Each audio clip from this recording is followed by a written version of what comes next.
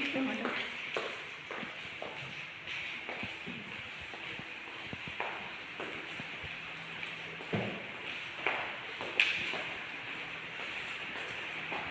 pagi Bu, permisi. Pagi, silakan duduk. Apa kabarnya? Sehat Bu? Oh, alhamdulillah. Berarti hari ini Vero udah bisa ujian? Sudah Bu. Ya, sekarang apakah tulis duluan atau observasi lebih Tes dulu saja. Nanti tulis saja dulu ya. Ini ada objektif ya, objektif 25 soal. Ini ada ini lembar jawabannya, nanti Anda tinggal buat apa di sini jawabannya.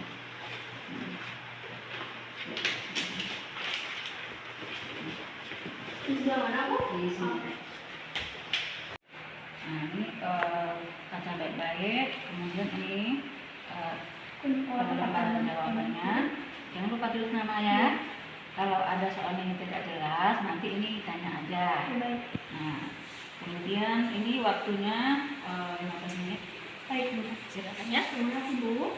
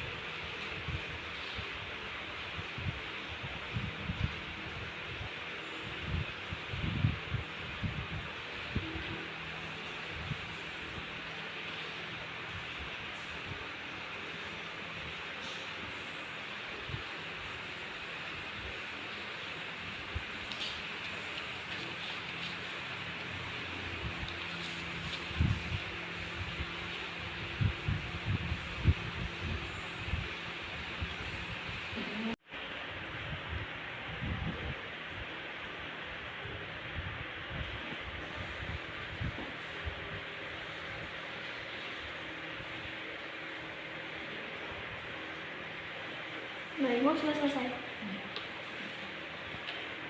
Tentang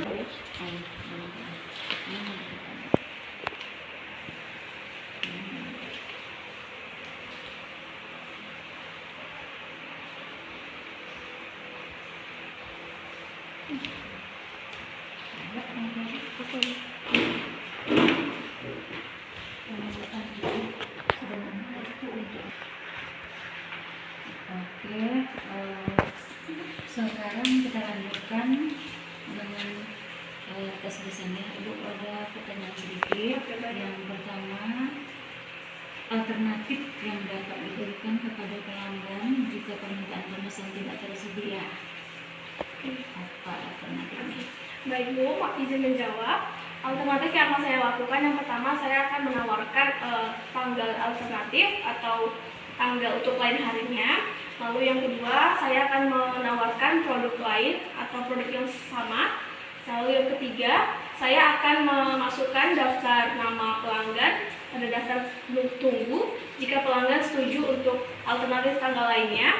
Dan terakhir, saya akan melakukan alternatif menawarkan tempat yang sama dengan perusahaan saya atau tempat yang sama dengan milik saya. Oke ya. Yang berikutnya, jenis metode pembayaran yang dapat diterima ketika menangani pemesanan kamar tamu. Oke, baik. Untuk pada pemesanan kamar tamu atau reservasi, jenis pembayaran yang dapat dilakukan yang pertama itu ada credit card, bisa berupa transfer melalui credit card melalui akun apa saja, bank apa saja. Lalu yang kedua melalui voucher, yang ketiga melalui company charge, di mana nanti segala tagihan itu ditanggungkan kepada perusahaannya, dan yang terakhir melalui cash atau deposit. Ya. Kemudian pertanyaan berikutnya,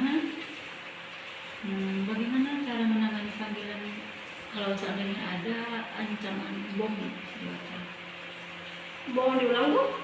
Bagaimana cara menangani kalau seandainya ada panggilan ancaman bom? Ancaman bom. Oke, baik.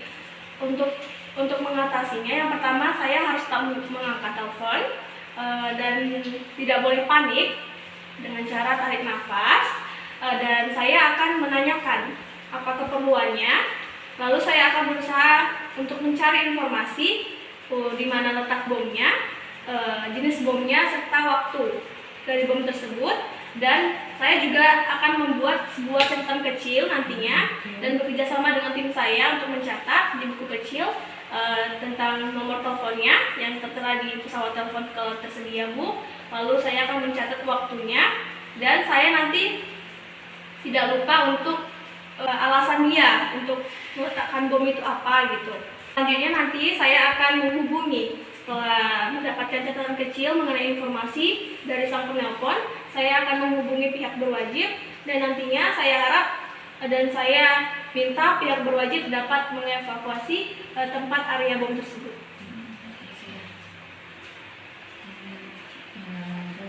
Pertanyaan berikutnya ini, mudah. Bagaimana tata cara menelpon yang baik? Baik, saya akan mempersiapkan diri saya. Yang pertama saya pastinya menunjukkan sikap sopan santun pada saat berbicara. Lalu saya akan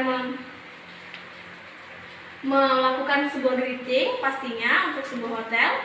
Lalu saya akan Contohnya gimana? selamat pagi, ada yang bisa saya bantu, Bu? Sapaan ya? Iya, sapaan dengan bahasa yang lembut agar kiranya kamu bisa nyaman berbicara dengan kita. Lalu saya akan menunjukkan sikap antusiasme saya untuk menerima panggilan dari mereka melalui senyum, karena menurut saya gerak tubuh kita dengan tata cara berbicara kita sangat berhubungan, Bu.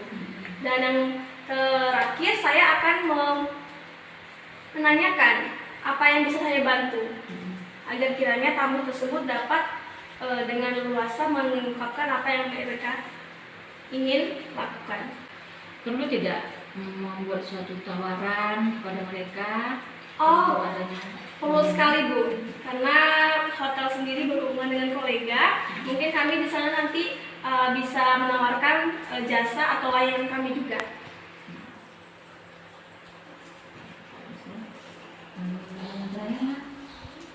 Apa sajakah jenis-jenis keluhan pelanggan yang biasa terjadi? Oke, baik. Untuk keluhan pelanggan sendiri, yang pertama itu ada service complaint. Biasanya service complaint ini untuk para tamu yang memiliki keluhan mengenai layanan di hotel, seperti contohnya pada saat check-in, pelayanan yang kurang memuaskan, dan check-out maupun jemputan dari bandara. Lalu yang kedua ada mechanical complaint. Biasanya tamu merasa tidak puas atau ada alat yang rusak pada kamar mereka. Yang ketiga ada behavior complaint. Biasanya ini komplain pada saat tamu memiliki pengalaman yang buruk mengenai tidak kepuasan mereka terhadap suatu produk atau jasa yang mereka pernah lakukan. Lalu yang ketiga ada unusual complaint. Biasanya ini terjadi di tempat-tempat umum seperti tidak tersedianya tempat untuk orang perokok. Oke, baik, kita langsung demonstrasi untuk kelas 5 ya. Oke, baik. Kita